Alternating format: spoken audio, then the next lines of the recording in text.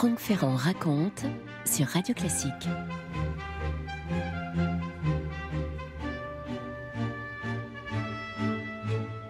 20 novembre 1975, à Madrid, il est 5h30 du matin quand le général Franco, il avait 82 ans, vient à mourir à l'hôpital La Paz. L'agonie a été terrible, affreuse. Ça fait des jours que les caciques du régime franquiste obligeaient les chirurgiens à infliger au caudillo des opérations désespérées pour essayer de le maintenir en vie. Sa fille a dû intervenir pour qu'on cesse cette espèce d'acharnement terrible. Et voilà que maintenant, l'Espagne plonge dans l'inconnu. Voici ce que raconte le secrétaire général du Parti communiste espagnol de l'époque, il s'appelait Santiago Carrillo. Il y eut comme un grand silence sur l'Espagne. Tout le monde sentait qu'on entrait dans la fin d'une époque. Les gens de l'opposition avec espoir, ceux du régime avec peur, et au milieu beaucoup d'Espagnols préoccupés par le souvenir de la guerre civile. En tout cas, il n'y a pas eu de cri de joie à la mort de Franco. On attend, on se pose des questions. Ça fait 40 ans que le régime était là, qu'il était installé, pour ne pas dire, dans les dernières années, enquisté. Et l'Espagne attend. L'Espagne retient son souffle. À 10h du matin, le chef du gouvernement, c'est Arias Navarro, un phalangiste. Il apparaît à la télévision, il donne lecture du testament de Franco.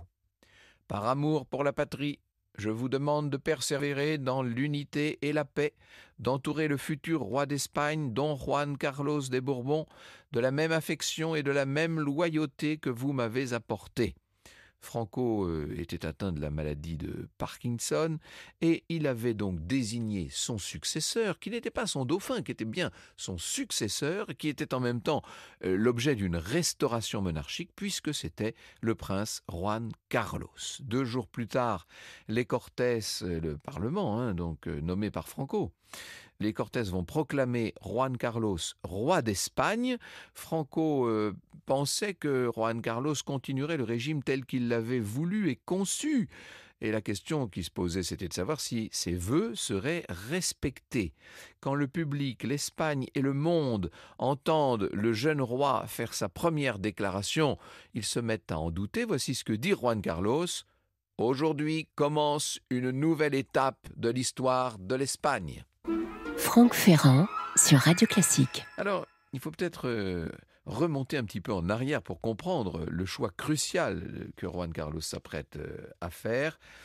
Il faut remonter au début de la Seconde République espagnole, donc en 1931, vous voyez, plus de 40 ans en arrière. Des élections municipales gagnées par les républicains chassent à ce moment-là les généraux du pouvoir. Le nouveau gouvernement proclame la fameuse République et le roi, qui était le grand-père de Juan Carlos, Alphonse XIII, le roi part en exil pour éviter un bain de sang. Et Juan Carlos va naître un peu plus tard, en 1938. Après la guerre, son père, qui s'appelait Juan III, va rester en exil parce que Franco est au pouvoir et qu'il n'a pas l'intention à l'époque de restaurer la monarchie. D'autant que Juan III est le tenant d'une monarchie constitutionnelle, démocratique. La monarchie doit être l'enceinte accueillante, ouverte à tous et soutenue par l'effort de tous, dit-il. Seule manière de faire vivre ensemble les deux Espagnes, comme on les appelait, ces deux populations en quelque sorte, qui s'affrontaient depuis si longtemps maintenant. Le père de Juan Carlos s'entend avec Franco pour que son fils, pour que le jeune prince, suive une formation militaire en Espagne, puis s'installe à Madrid, autant dire qu'il commence à reprendre pied dans le pays après ce long exil monarchique. Juan Carlos a 20 ans quand il pose ses bagages au palais de la Zarzuela. La Zarzuela, c'est au nord de Madrid. Quand on est sur l'autoroute principale qui quitte Madrid par le nord, on voit bien ce palais. Franco dit à Juan Carlos « Faites que les Espagnols vous connaissent ». Et le prince est docile, alors il va entamer tout un tour d'Espagne avec sa femme, la jolie Sofia. Et au cours de toutes les cérémonies, 2 pas derrière Franco, on voit désormais le prince Juan Carlos dans son uniforme militaire. Il est là, impassible, très grand. Le prince a l'intention d'amadouer Franco, qui reconnaît l'attitude irréprochable du couple princier. Franco n'a toujours pas l'intention à l'époque de céder son pouvoir, mais il commence à regarder ce jeune prince comme un dauphin potentiel après tout. Pourquoi pas? Et Franco va se mettre à initier Juan Carlos aux affaires, tout en le maintenant quand même à distance. Voici ce que nous dit Laurence Debray dans son Juan Carlos d'Espagne, qui est reparu chez Perrin il y a quelques années maintenant, en 2019. L'absence de direction claire et définitive fait peut-être partie de son plan de mise à l'épreuve.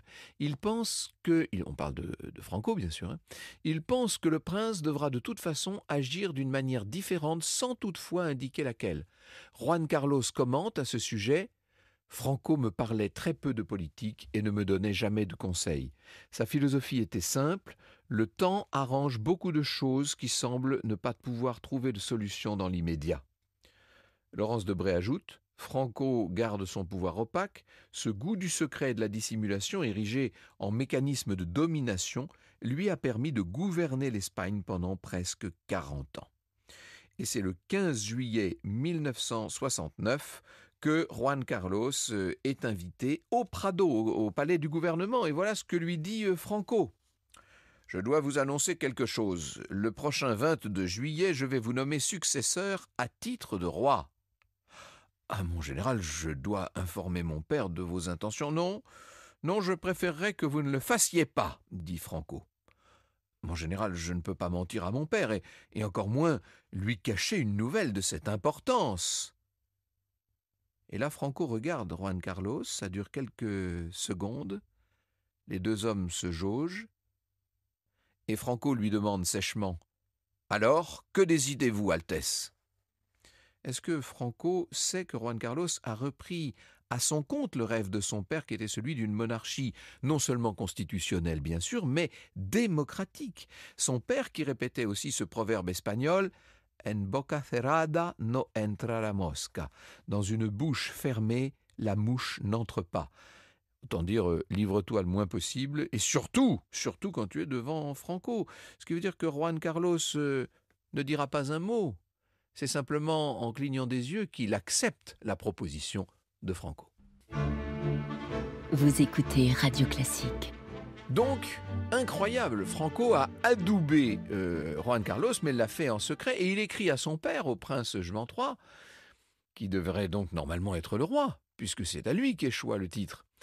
Il ne s'agit pas d'une restauration, mais d'une instauration, comme le couronnement d'un processus politique du régime. Extrêmement intéressant, le raisonnement de Franco. Il ne s'agit pas pour lui de renouer la chaîne du temps et de rétablir la monarchie, non. Il s'agit d'instaurer un roi qui prolonge le franquisme. C'est ça l'idée, pas de rupture. Et d'ailleurs, la presse étrangère va critiquer le choix du passé, un anachronisme espagnol, le règne de l'immobilisme, disent les journaux espagnols quand ils apprennent finalement la nouvelle. Et les Espagnols, eux, ils sont tellement habitués à subir, ils se taisent, que voulez-vous. De toute façon, on ne leur demande pas leur avis, et ils n'ont aucun droit de le donner à l'époque. Il faut dire qu'en 69, Franco est déjà malade, que le régime se crispe autour d'une cohorte de généraux. Il y a tous ces caciques phalangistes qui vivent sur les souvenirs des années 30. D'ailleurs, à l'époque, en Espagne même, on appelle tout ça le bunker. Ça vous donne une idée. Le 20 décembre 1973, il y a cette bombe de l'ETA, de l'organisation séparatiste basque, qui va tuer le Premier ministre Carrero Blanco dans sa voiture. Et c'est un homme du bunker, c'est Arias Navarro, donc un ancien phalangiste, qui va le remplacer. Et après la révolution des œillets au Portugal, donc ça c'est 74, on se dit que la révolution pourrait franchir la frontière, ça pourrait être contagieux. 4 juillet 74, Franco est hospitalisé pour une phlébite avec ulcère. C'est le début de la fin, dit-il, avec beaucoup de lucidité. Et c'est une bataille feutrée qui s'engage à ce moment-là, parce qu'on se dit qu'il va falloir succéder au caudillo. Les ministres du bunker se relaient au chevet de Franco pour l'adjurer d'écarter Juan Carlos, et ils discutent avec des opposants, des socialistes, des journalistes, dit-on à Franco. Vous vous rendez compte, on ne peut pas avoir un roi comme celui-là. Et c'est vrai que le New York Times a titré « Juan Carlos envisage une Espagne démocratique ». Juan Carlos aurait confié qu'il n'avait pas l'intention de présider une dictature.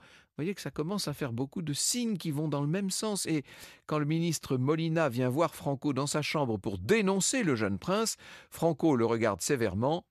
Je sais que quand je mourrai, tout sera différent, mais il existe des serments qui obligent et des principes qui doivent perdurer, dit le vieil homme. Je n'ai jamais douté de son bon sens et de sa loyauté. Et après 3 infarctus, Franco désigne le prince comme chef de l'État par intérim, et puis il y a toutes ces complications, ces phlébites, ces infections, ces hémorragies, terrible agonie, je vous dis, et les phalangistes qui tentent de faire élire un homme à eux à la tête des Cortés du Parlement, mais Franco décède avant que cette manœuvre ne trouve de succès.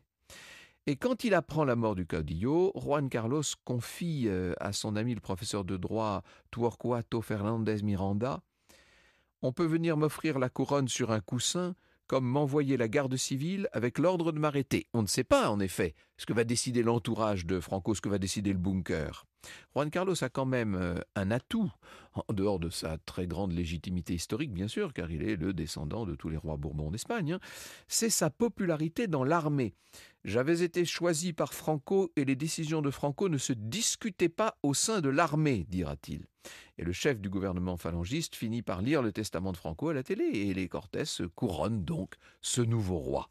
Très prudent, Juan Carlos, au début, il sait bien qu'il n'est pas à l'abri d'un putsch militaire, il doit empêcher une révolution dans la rue, il est pris de toutes parts, si je puis dire.